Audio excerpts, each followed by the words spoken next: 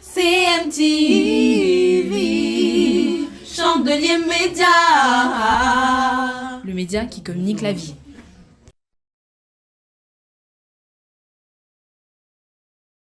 On va passer dans un autre moment. Où du coup c'est le pasteur Frégali qui va nous rendre témoignage. Un témoignage édifiant par la grâce de Dieu.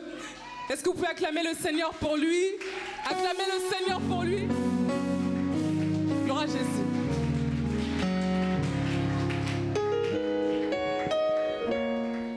Que le Seigneur soit béni. Plein d'énergie. Vraiment, il a la chaleur, mais il y a aussi plus de chaleur de l'intérieur qui sort vers l'extérieur.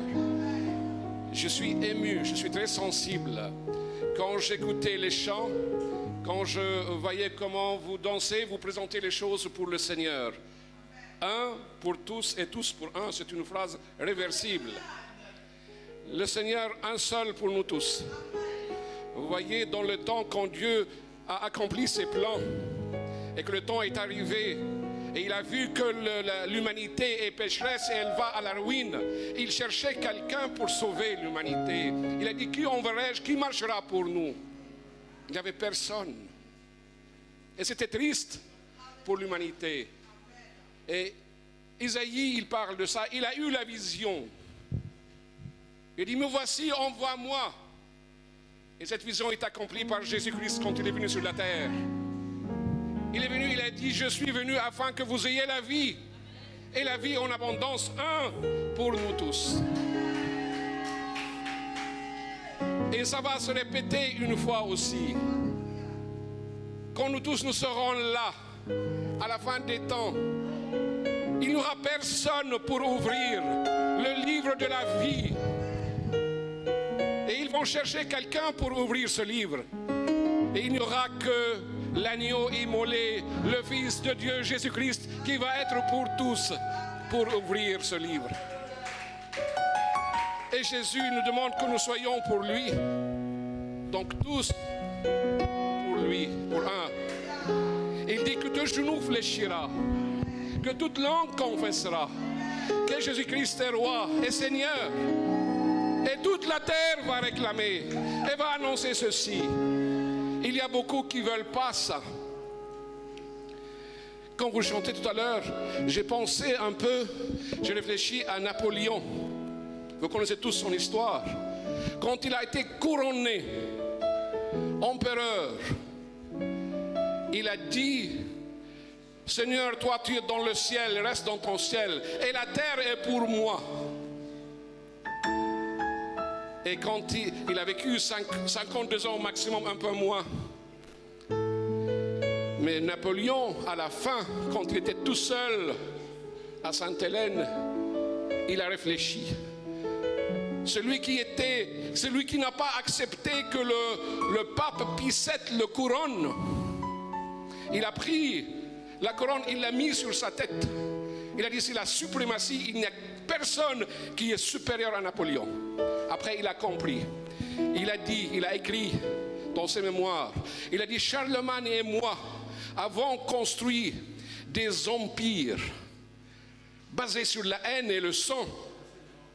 Avant ma mort, j'ai vu la destruction de mon empire. Or, Jésus-Christ a bâti son empire sur l'amour.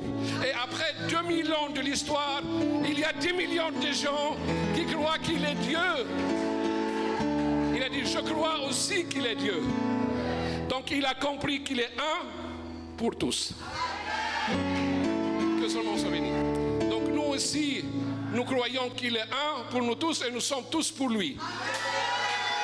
Je suis originaire du Liban. Je suis venu il y a pas mal d'années ici en France et on travaille pour les églises franco-arabes, pour ce peuple qui vient ici, qui s'installe dans ce pays, et souvent il n'y a personne qui pense à lui, surtout les musulmans, parce que c'est notre peuple, c'est une autre doctrine, c'est autre chose, c'est une autre tradition, et si on ne les connaît pas, on ne sait pas comment les évangéliser.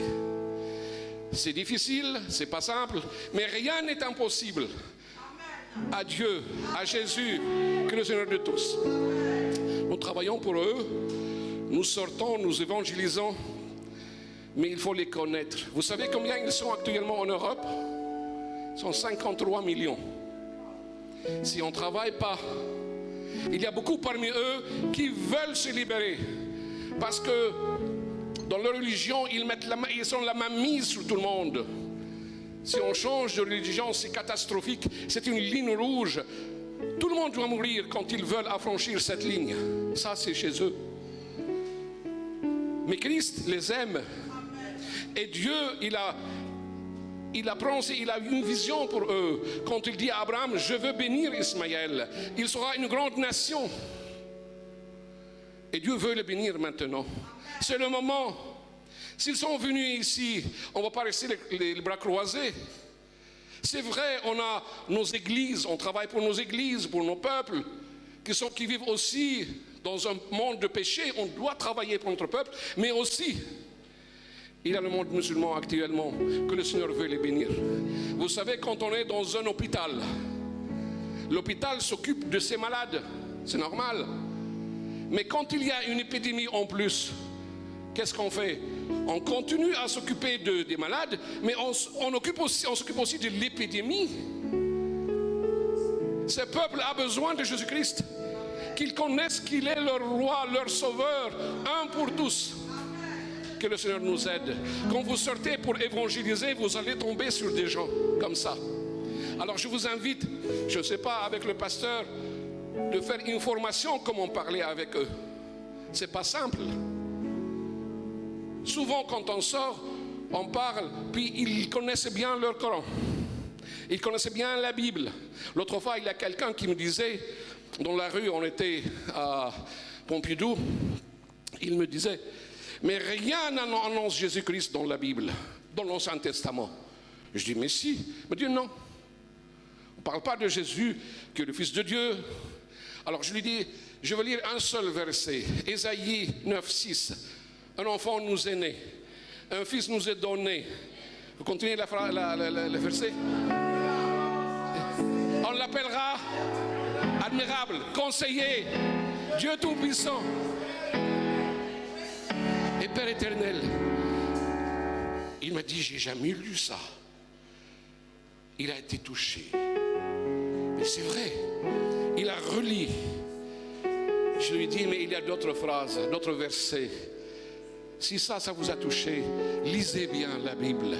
Ils ne savent pas comment. Mais il faut qu'on sache comment leur annoncer l'évangile. Que le Seigneur vous aide. Vous êtes une église vivante. J'étais vraiment ému. Je suis encore ému. Ce n'est pas seulement la transpiration, mais aussi des larmes de joie qui sont mêlées à la transpiration. Que le Seigneur soit béni. Il est notre roi. Amen.